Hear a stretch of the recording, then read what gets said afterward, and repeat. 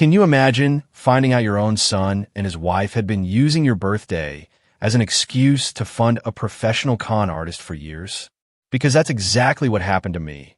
And the way I stumbled upon the truth involved a secret inheritance, a $3.2 million villa, and a phone that wouldn't stop buzzing with pure, unadulterated panic. It all started, as these things often do, with a forgotten birthday. For 64 years, March 15th has been my day. But according to my son, Brian, and his sweet wife, Sarah, it apparently snuck up on them again this year. What a coincidence, right? Especially since it just so happened to fall smack dab in the middle of their annual spring getaway with Brian's mother-in-law, Patricia Wells, whose birthday conveniently lands on March 12th. Now, I'm not stupid. I figured out this little dance about 5 years ago. Every year, it was some new emergency with Patricia, a broken hip, a cardiac episode that turned out to be too much caffeine, by the way, about a vertigo. Each time, Brian and Sarah would rush off to Vermont, leaving me with a grocery store cake and a vague promise to celebrate later. But later never came. My birthday would just vanish, absorb into the past like it never mattered. Year 5, though, that's when my eyes really opened. I was feeling sorry for myself, planning yet another solo celebration when I saw them. Brian, Sarah, and Patricia Wells laughing over lunch at the new bistro downtown. This was the day after my birthday. Mind you, the same day I'd gotten a hasty text about Patricia being too unwell for visitors. She looked remarkably healthy for someone supposedly bedridden. Healthy enough to be raising a champagne toast. I sat in my car in that parking lot for 20 minutes, watching my son celebrate someone else's mother, while his own had spent the previous day wondering if she'd done something wrong, something to deserve being forgotten. That's when it hit me like a ton of bricks. This wasn't a series of unfortunate coincidences. This was a choice.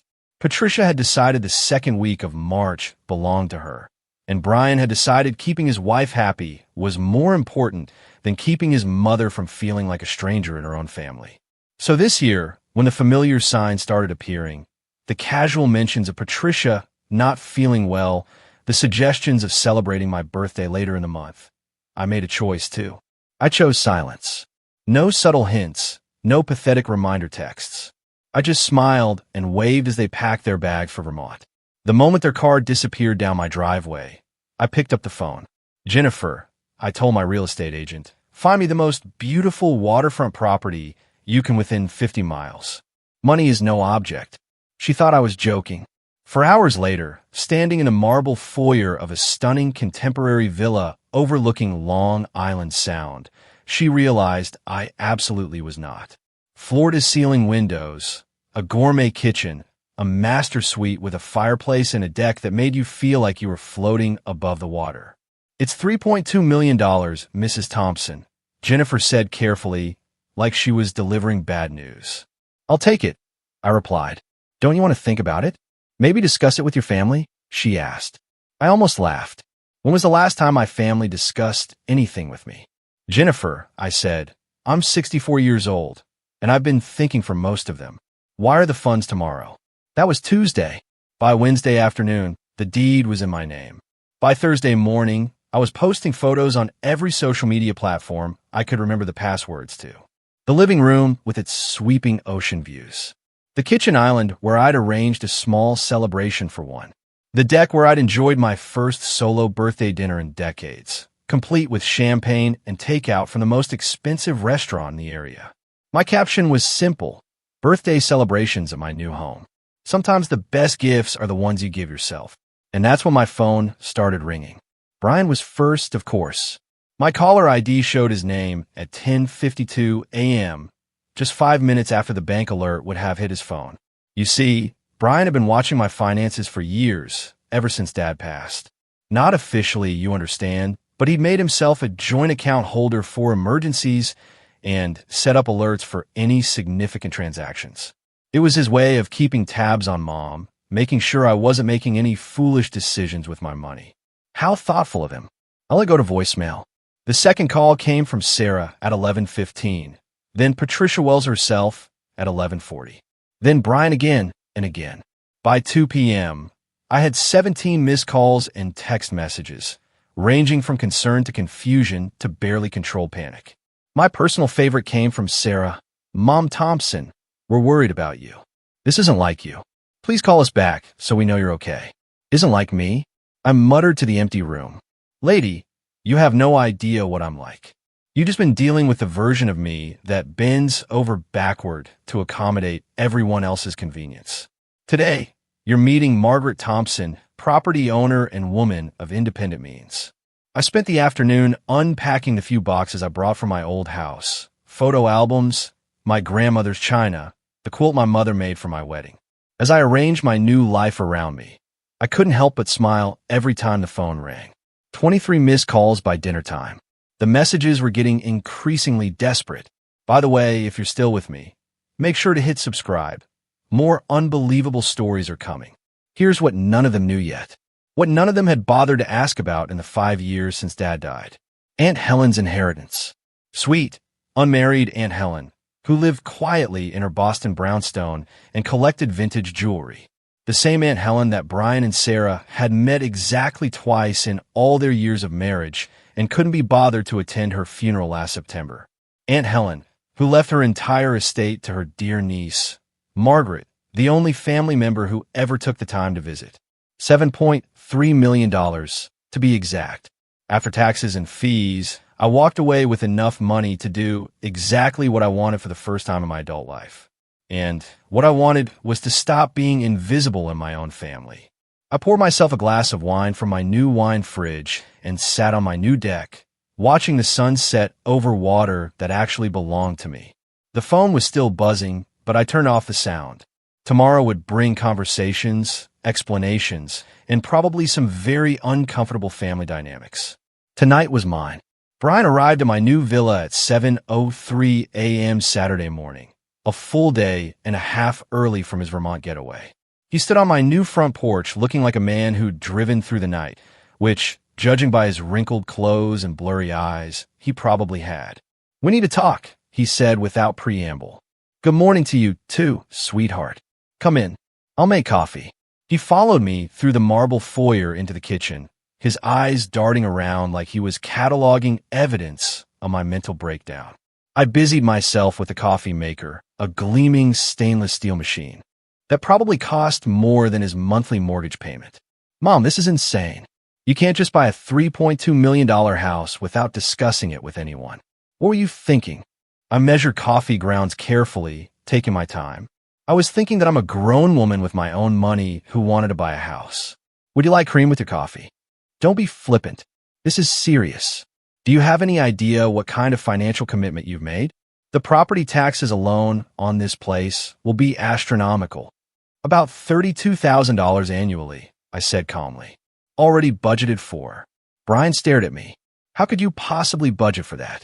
"Mom, Dad's life insurance was $400,000. Even with your savings and Social Security, you don't have this kind of money." And there it was. The assumption that had driven so much of our relationship over the past few years. Brian had decided that I was financially fragile, emotionally fragile, probably mentally fragile too. A woman who needed to be managed and protected from her own poor judgment.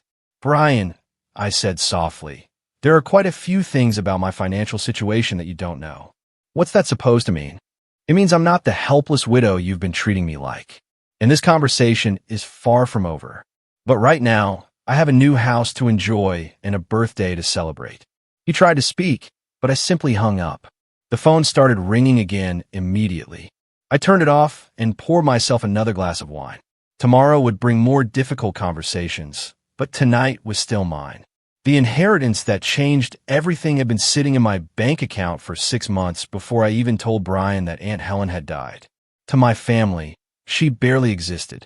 Brian had met her twice in his 38 years. Sarah had shaken her hand at our wedding and promptly forgotten her name. When I mentioned her, I get polite nods and vacant expressions. But Helen was my father's sister, a woman who'd chosen career over marriage, working her way up from secretary to vice president at a Boston insurance company. She owned prime real estate and made quiet, intelligent investments. I was the only family member who visited her regularly. Every other month, I'd drive to Boston, and we'd spend the weekend together. She was sharp, funny, and completely unapologetic about living life on her own terms. Everything I've been raised to think women shouldn't be. When she was diagnosed with pancreatic cancer, I was the one who sat with her through chemo, who helped her organize her affairs, who held her hand when she died. Brian and Sarah sent flowers to the funeral. They were at a wine-tasting weekend in Napa and couldn't possibly change their plans. After the service, Helen's lawyer, Marcus Reed, asked me to stay behind. Helen left very specific instructions about her estate, he said, handing me a sealed envelope. Inside was a letter in Helen's precise handwriting. Dearest Margaret, if you're reading this, I'm gone, and you're probably sitting in Marcus's office trying not to cry in front of a stranger. Stop it. I lived exactly the life I wanted to live, and I have no regrets. What you need to know is this. I've left you everything. The house, the investments, the art collection, all of it. Not because you're my only living relative, but because you're the only one who ever saw me as a person rather than an obligation or an embarrassment. I've been watching your family dynamics for years, and I need you to understand something. That son of yours loves you, but he's been programmed by that wife and her mother to see you as a burden to be managed rather than a woman to be respected. They've convinced him that you're fragile, that you need their protection, that you can't be trusted to make your own decisions. It's a subtle form of control, and I've seen it destroy too many women our age. They make you doubt your own judgment, then swoop in to help by taking over your life bit by bit. Don't let them do it to you, Margaret. You're stronger and smarter than they've allowed you to be. Use this inheritance to remember who you were before you became someone's mother, someone's wife, someone's responsibility. Live boldly. Make them remember that you're not just Brian's aging mother. You're Margaret Thompson, and you deserve better than being an afterthought in your own family. The numbers Marcus showed me afterward were staggering. $7.3 million after taxes and fees. Helen was right about Brian and Sarah. They positioned themselves as my caretakers, making decisions for Mom without ever asking what I actually wanted. Dad died, and Brian insisted on a joint account. He convinced me to switch to a simpler cell phone. He took over my investments. Gradually, I'd stopped making decisions and started accepting their suggestions. It was easier than arguing, and I'd told myself they meant well. But Helen's inheritance changed everything. For the first time in decades, I had the financial power to make choices without anyone's approval. The question was, what did I want to do with it? I kept the inheritance secret for months, watching my family's behavior with new eyes. The condescending smiles when I mentioned wanting to travel. The way Sarah would exchange glances with Brian whenever I expressed an opinion about anything more significant than dinner plans. The assumption that I'd always be available to babysit, attend their events, revolve my schedule around their convenience. And then came this March, with the familiar pattern of my birthday being sacrificed to Patricia Wells's latest drama. And I knew exactly what I wanted to do. I wanted to stop being invisible. The villa purchase was just the beginning. A statement that Margaret Thompson was no longer accepting a supporting role in her own life. Brian's panicked phone calls and Sarah's worried texts were proof that the message had been received loud and clear. But they had no idea what else was coming. That afternoon, Brian and I sat on my new deck talking about things we hadn't discussed in years. My dreams for retirement, his worries about his own future, the ways we'd both changed since his father died. It was the most honest conversation we'd had in months. But I knew the real test was still coming. Sarah and Patricia would be back soon, and they weren't going to accept this new version of me nearly as easily as Brian was starting to. By Sunday evening, my phone had become a war zone of family drama. Word of my villa purchase had spread through our extended family like wildfire, and everyone had opinions. My sister Linda called first. Maggie, I heard about your house. Are you having some kind of midlife crisis? I'm 64, Linda. If I'm having a midlife crisis, I plan to live to be 128. She was furious. My nephew Michael called, asking if I was feeling okay because this house thing doesn't seem like something you do. That phrase again, as if everyone had decided exactly who Margaret Thompson was allowed to be, and any deviation was evidence of mental instability. The third call was the one I'd been dreading. Sarah calling from Vermont, with Patricia undoubtedly listening in the background. Mom Thompson, we need to talk. Hello, Sarah. How's the extended vacation going? It's not a vacation anymore. We stayed because we're concerned about you. Patricia thinks this house purchase might be a sign of cognitive decline. Patricia thinks again. And what do you think, Sarah? There was a pause. I think you're acting very unlike yourself. Maybe that's the point, I replied. Maybe I got tired of being myself as you've all defined me. Maybe I wanted to see what would happen if I acted like someone with agency and financial independence, instead of someone's elderly mother who needs constant supervision. Nobody's supervising you, she protested. Brian monitors my bank accounts. And he make plans for family events without asking what I want to do. Patricia gives advice about my life decisions as if she has any say in them. If that's not supervision, what is it? I could hear muffled conversation in the background. Patricia, no doubt, coaching Sarah on what to say next. The conversation went downhill from there. Sarah became increasingly agitated, clearly frustrated that her usual methods of managing me weren't working. By the time we hung up, she'd announced that she and Patricia were cutting their vacation short to come have a proper conversation about my living situation. Monday morning brought the invasion I'd been expecting. Sarah and Patricia Wells arrived at my front door at exactly 8 a.m., armed with folders of real estate listings, a stack of financial planning brochures, and expressions of deep maternal concern that didn't quite hide the underlying irritation. Patricia took one look at my marble foyer and sniffed. Well, it certainly is large. Good morning to you, too, Patricia. Sarah, come in, I'll put on coffee.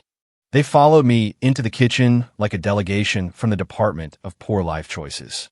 Patricia's sharp eyes were already cataloging everything she'd use against me later. Margaret, Patricia began, settling herself at my kitchen island like she was conducting an intervention. We need to discuss what's really going on here. What's going on is that I bought a house. Would you like cream in your coffee? Don't be glib.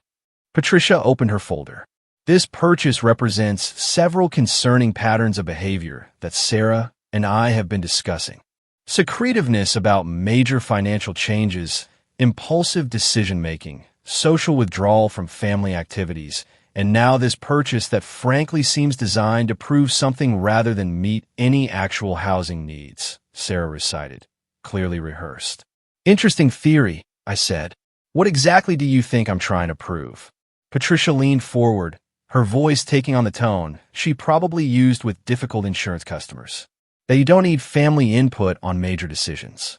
That you're still capable of managing complex financial transactions. That you're not ready for the kind of guided living situation that would be more appropriate for someone your age. Guided living situation? I almost choked on my coffee. Is that what we're calling assisted living now? We're not talking about assisted living, Sarah said quickly. We're talking about age-appropriate housing with built-in community support systems. She spread brochures across my counter. Sunnybrook Senior Living, Golden Years Community, Heritage Oaks Retirement Village. All featuring photos of silver-haired people playing board games and doing gentle yoga. These are all senior communities, Sarah. They're active adult communities with excellent amenities and healthcare partnerships. Patricia looked at several options before we came here today. Patricia looked at several options without consulting me, of course, because clearly Patricia Wells was now in charge of my housing decisions. How thoughtful of Patricia to research my living situation.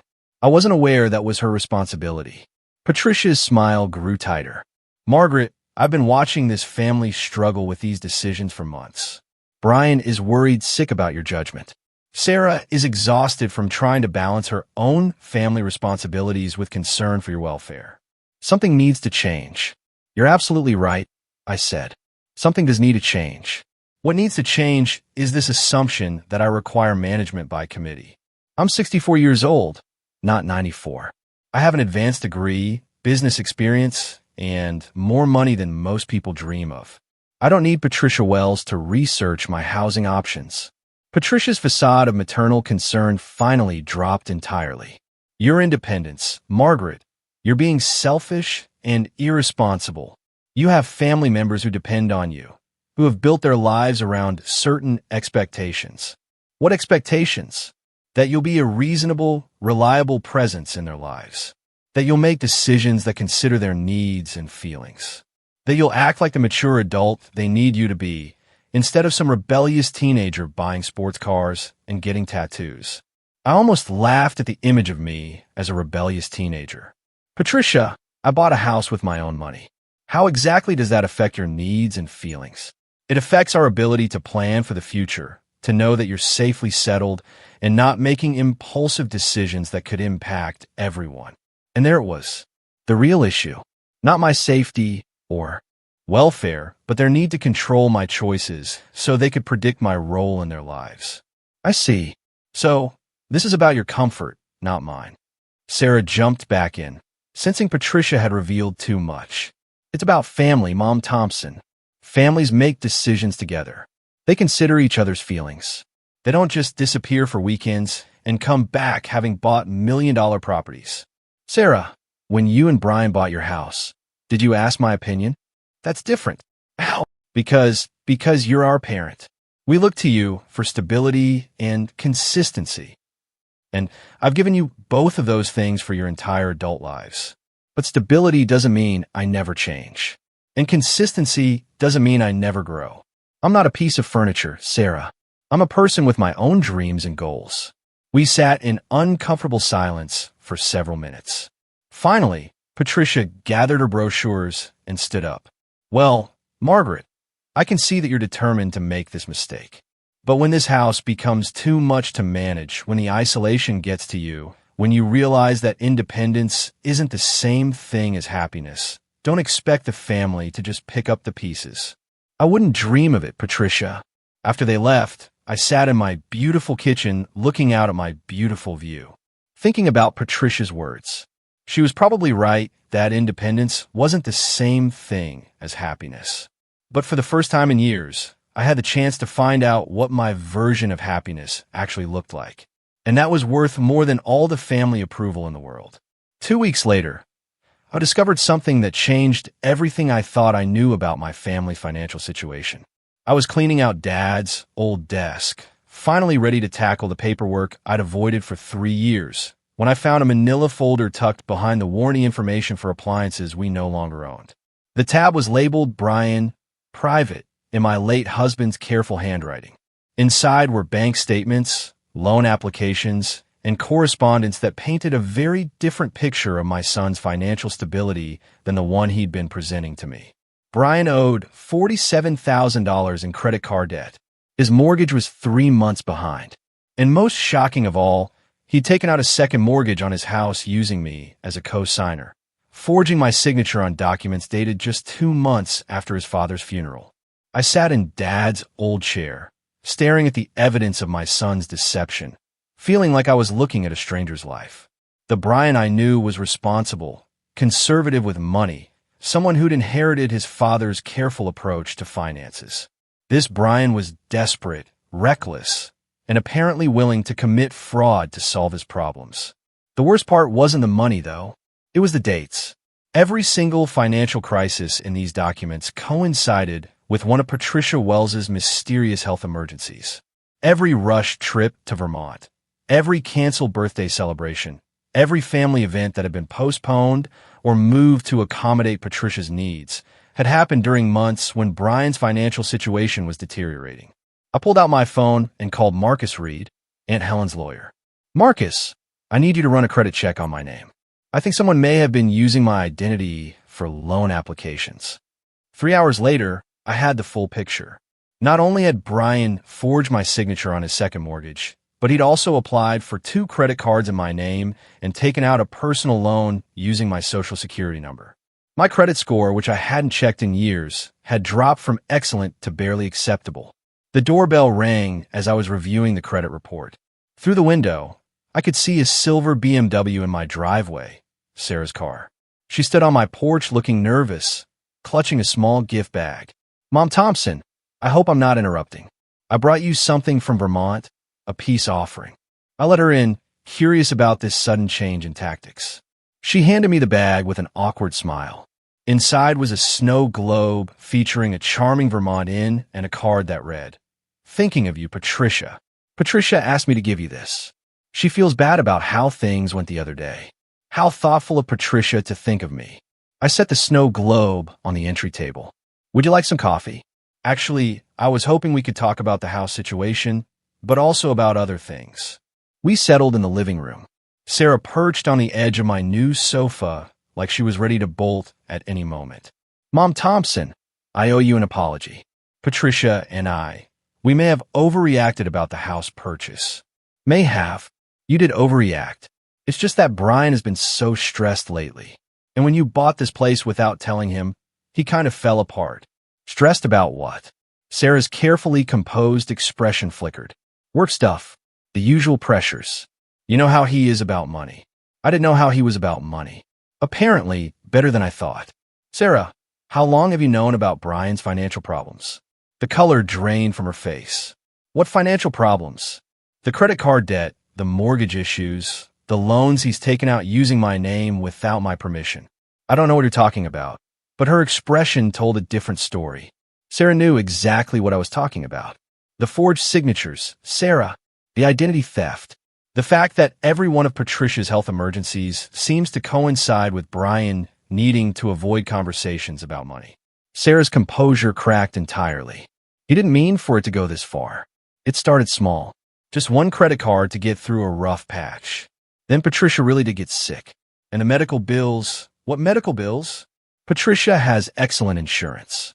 Not for the treatments she needed, experimental therapies, the private specialists. Brian felt responsible because she's been so good to our family.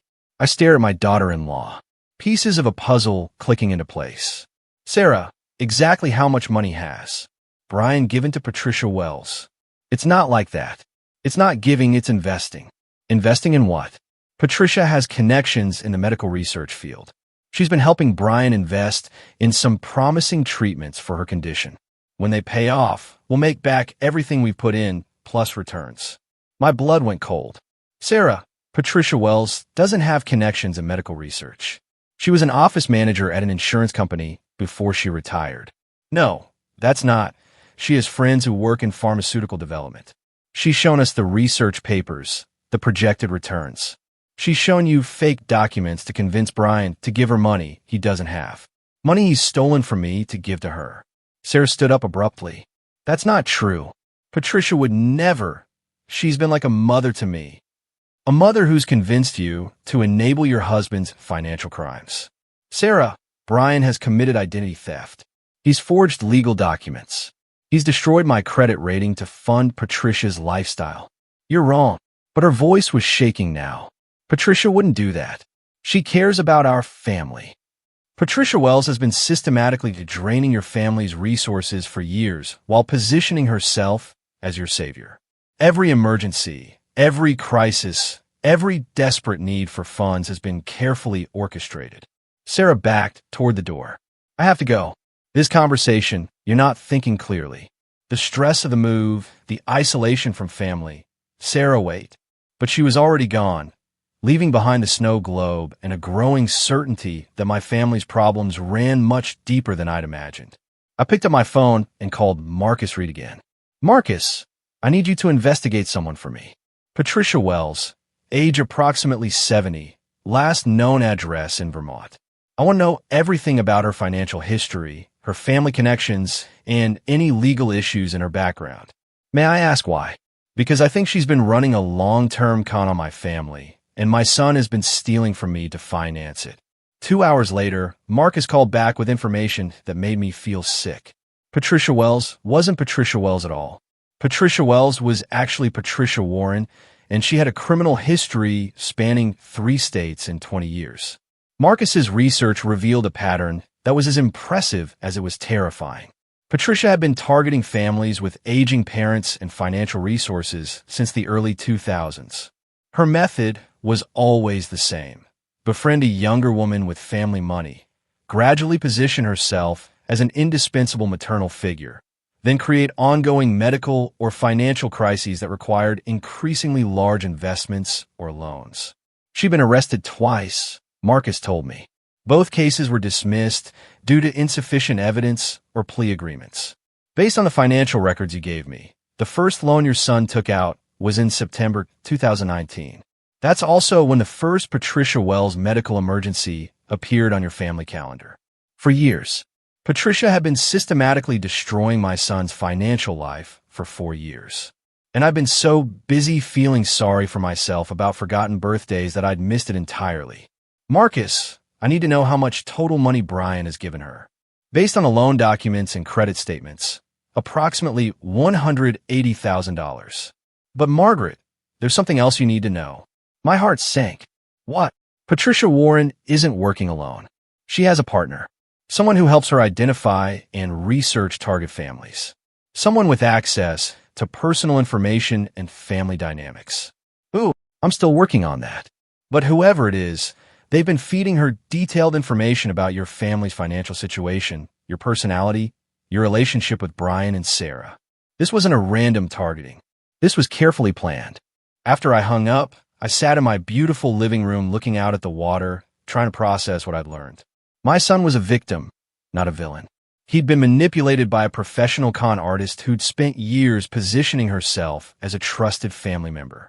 But that didn't excuse the identity theft, the forged documents, the lies. The real question was, who was helping Patricia access our family's private information? My phone rang.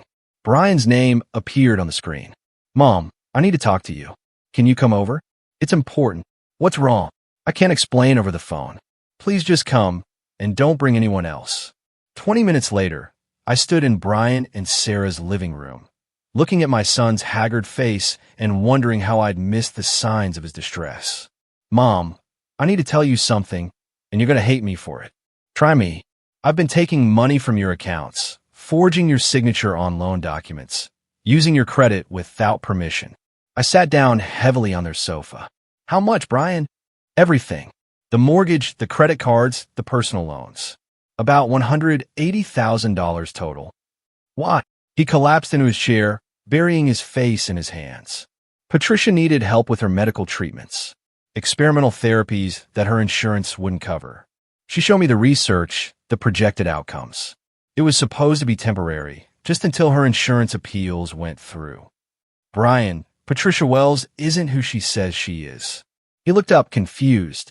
What do you mean? I told him everything Marcus had discovered. The fake identity, the criminal history, the pattern of targeting families like ours. Brian's face grew paler with each revelation. That's impossible. Patricia has been part of our family for years. She introduced me and Sarah. She's the one who encouraged Sarah to pursue her graduate degree.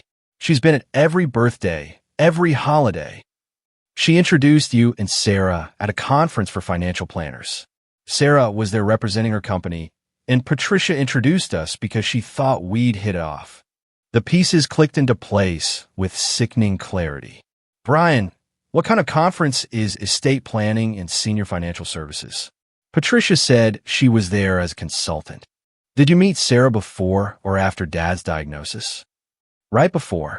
What? Oh God, Brian's face went white. You think Patricia targeted our family because of Dad's illness? I think Patricia researched our family thoroughly before she arranged for you to meet Sarah. She knew Dad was dying, knew I'd be inheriting money, knew you'd be in a position to access my finances after Dad passed. Brian stood up abruptly and walked to the window. Sarah doesn't know. She can't know. She genuinely cares. About Patricia, trust her completely. Or Sarah is working with her. No. Brian spun around. Mom, you can't think that.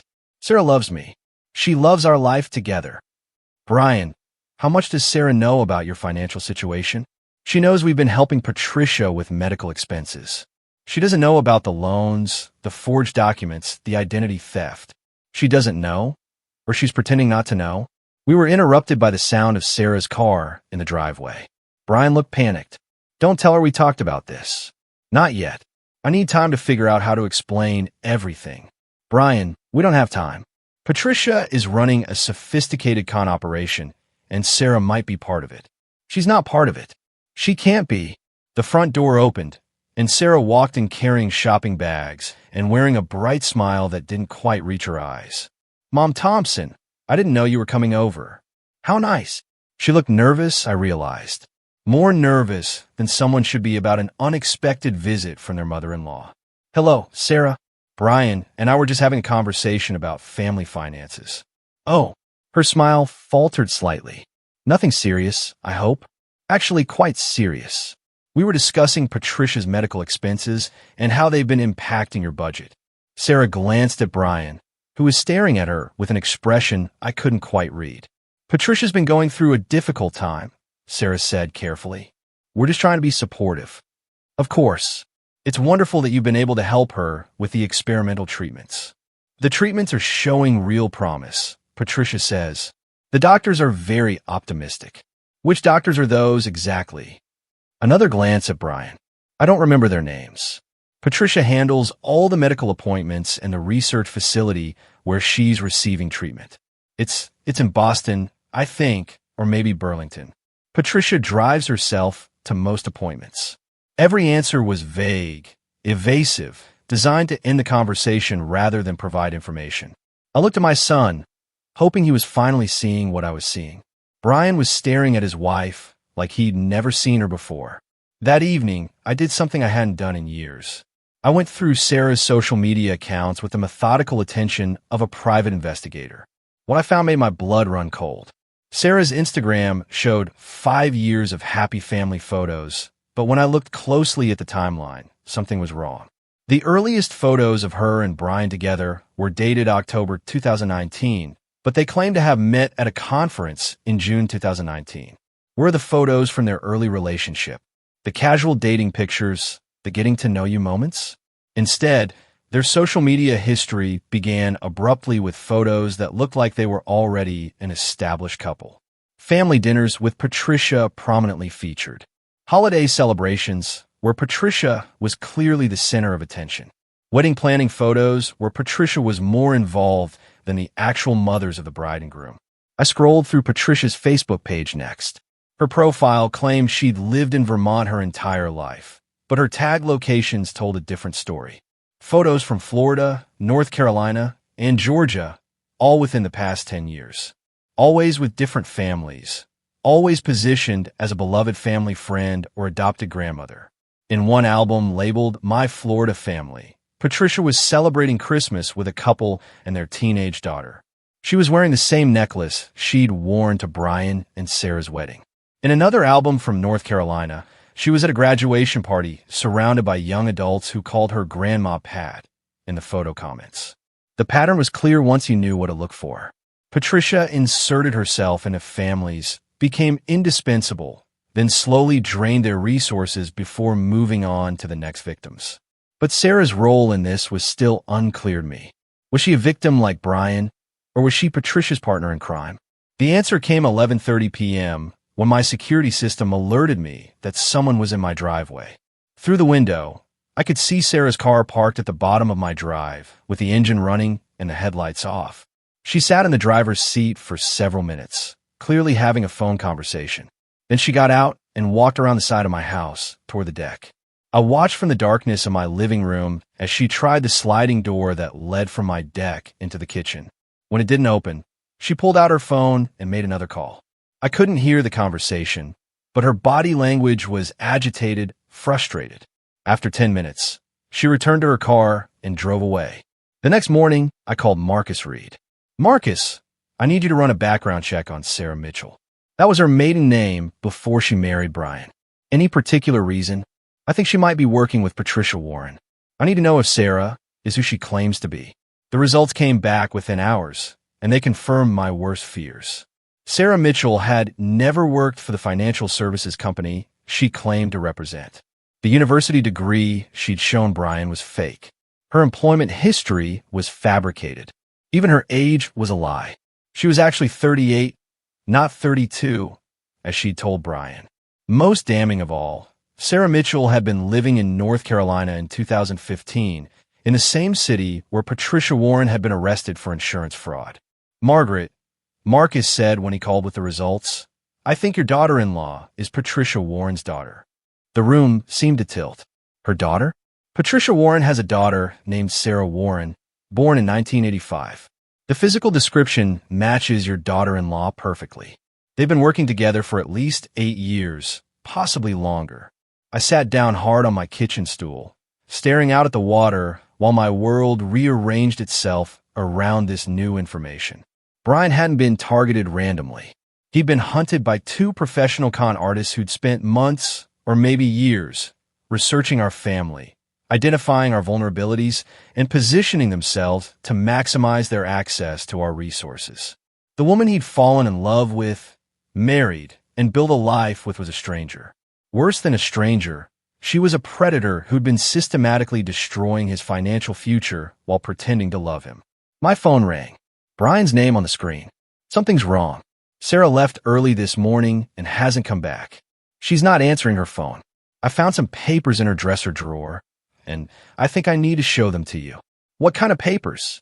Bank account statements for accounts I didn't know existed. Credit reports with my name on them for debts I never authorized. And photos, Mom. Photos of her house, our cars. Documents from Dad's estate. It looks like she's been documenting everything. Brian, don't touch anything else. Don't move those papers. Don't call Sarah. Don't do anything until I get there. Mom, what's happening? What's going on? I'll explain everything when I see you. But Brian, you need to prepare yourself. Sarah isn't who you think she is. When I arrived at Brian's house, he met me at the door, looking like he'd aged 10 years overnight. In his hand was a manila folder filled with evidence that Sarah had been systematically documenting our family's assets, habits, and vulnerabilities for years. Bank statements showing regular transfers to accounts in Patricia's name. Photos of insurance documents, investment statements, and legal paperwork. Even pictures of me at family gatherings annotated with notes about my personality, my relationship with Brian, and my potential access to family resources. But the most chilling item was a handwritten letter in Sarah's neat cursive. Mom, the Thompson situation is working better than we planned. Brian trusts me completely and still has no idea about the loans. His mother is more suspicious than we anticipated, but her recent house purchase suggests she has significant hidden assets. We need to accelerate the timeline before she starts asking too many questions. The inheritance from the aunt was larger than we estimated. If we can get access to those funds, this will be our biggest score yet. Brian read the letter with shaking hands. When he finished, he looked at me with eyes full of betrayal and pain.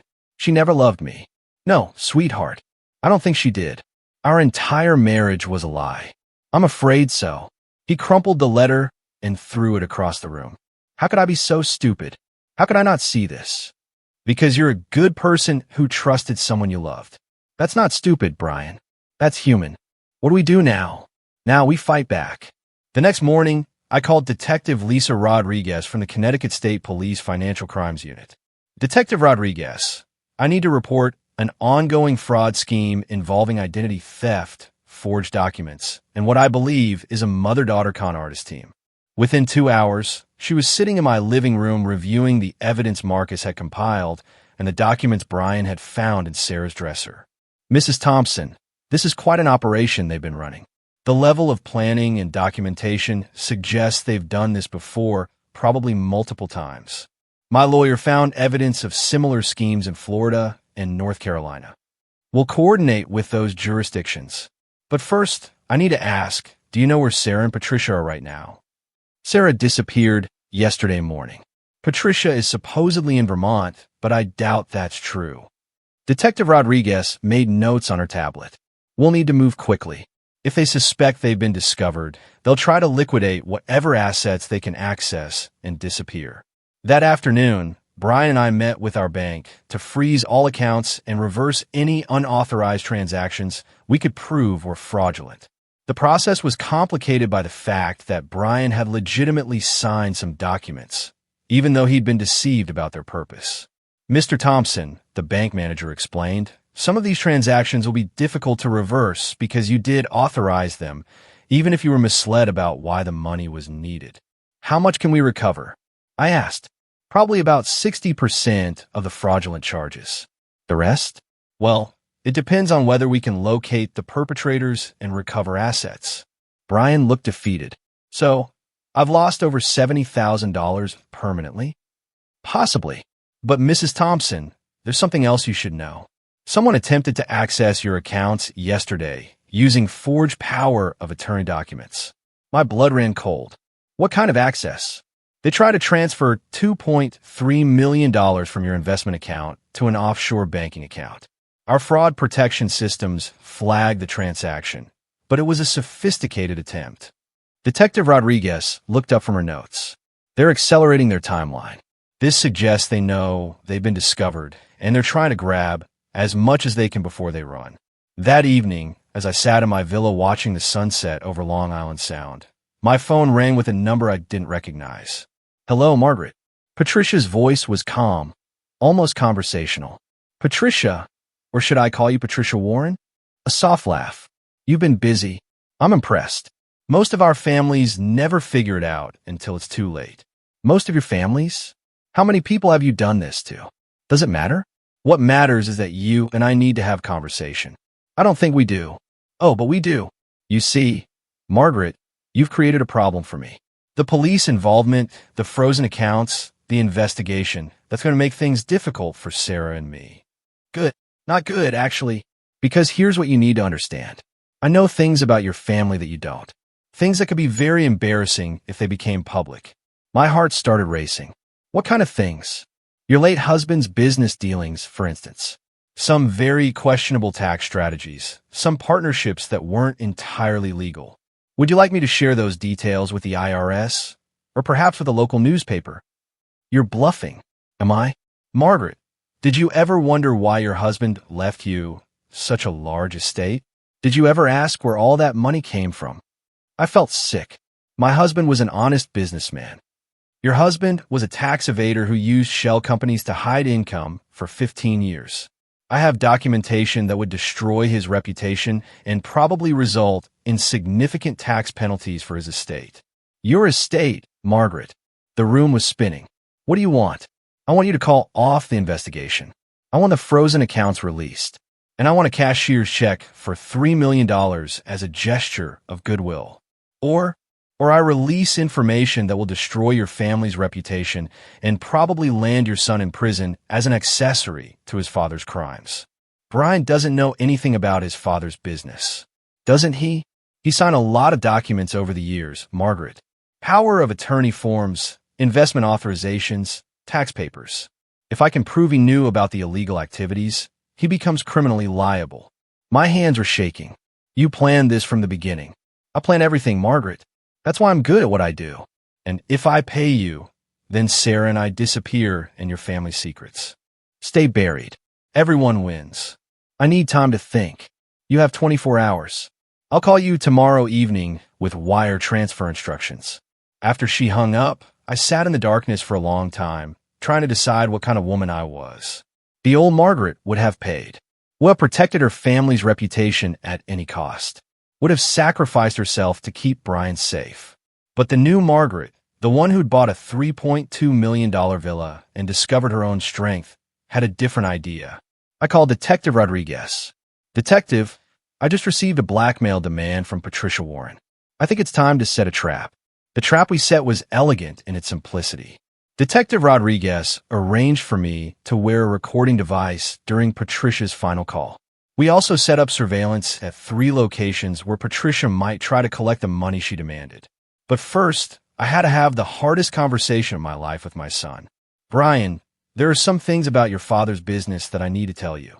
We sat in my living room, the late afternoon sun streaming through the windows, while I explained about Dad's tax evasion, the shell companies, and the questionable business practices that had built our family's wealth. I found out about it 2 years before he died. I told Brian he was terrified that the IRS would discover the hidden income, that we'd lose everything. He spent the last years of his life trying to legitimize the money through careful investments and charitable donations. Brian was quiet for a long time. Did you know when you were married to him? Not until the end. I handled some of the business paperwork, but he kept the illegal activities separate from the legitimate business. I signed documents without understanding what they really meant, like I did with Sarah. Exactly like that. Are we going to prison, Mom? I don't know, but I'm not paying blackmail money to find out. Whatever consequences we face, we'll face them honestly. That evening, Patricia called exactly on schedule. With Detective Rodriguez listening from another room and recording equipment capturing every word, I let Patricia lay out her demands one final time. Have you made your decision, Margaret? I have. The answer is no. Silence on the other end. Then I don't think you understand the consequences. I understand them perfectly. You're going to release information about my husband's tax evasion. You're going to try to implicate Brian in crimes he didn't commit. You might succeed in destroying our reputation and costing us a lot of money. Then why are you refusing to pay? Because I'm done being afraid, Patricia. I'm done letting people control me with threats and manipulation. If my husband broke the law, then there will be consequences. If Brian and I have to face financial penalties or even criminal charges, then we'll face them. But I will not give you one more dollar to maintain the illusion that my life is perfect. You're making a mistake, Margaret. Maybe, but it's my mistake to make. You'll regret this. I doubt it. You see, Patricia, you made one critical error in your assessment of my family. What's that? You assumed that I cared more about protecting my reputation than protecting my dignity. You were wrong. I hung up. Within hours, Patricia made good on her threats. The local newspaper received an anonymous package containing documentation of Dad's business irregularities. The IRS received copies of the same information. Brian and I spent the next week meeting with lawyers, accountants, and tax specialists. The damage was significant. I had to pay $1.8 million in back taxes and penalties. Brian faced potential criminal charges for signing documents related to the illegal activities, though his lawyer was confident that his lack of knowledge would protect him from prosecution. But something unexpected happened during those terrible weeks of legal meetings and financial reckonings. Brian and I grew closer than we'd been in years.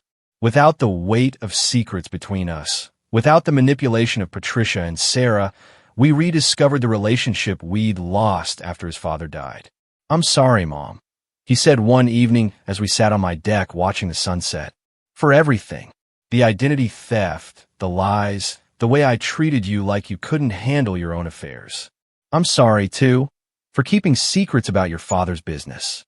For letting you struggle with Sarah's manipulation without realizing what was happening. Do you think we'll get through this? I know we will. We might be poorer and certainly wiser, but we'll get through it. 3 months later, Detective Rodriguez called with news about Patricia and Sarah. We found them in Mexico, she said. They've been running the same con on a wealthy family in Guadalajara. The Mexican authorities arrested them, and they'll be extradited to face charges here. What kind of charges? Wire fraud, identity theft, extortion, conspiracy. If convicted, they're looking at significant prison time. And the money? We recovered about $400,000 in various accounts. It's not everything, but it's something. Brian got his life back slowly. The divorce was finalized without contest, since Sarah couldn't appear in court while fighting extradition. He sold the house that held too many painful memories and bought a smaller place closer to my villa. I kept the waterfront property, not because I needed all that space, but because it represented something important, the moment I stopped apologizing for taking up room in my own life. Now, a year later, I wake up every morning in my beautiful bedroom overlooking Long Island Sound, and I think about the lessons I learned from Patricia Warren and her daughter.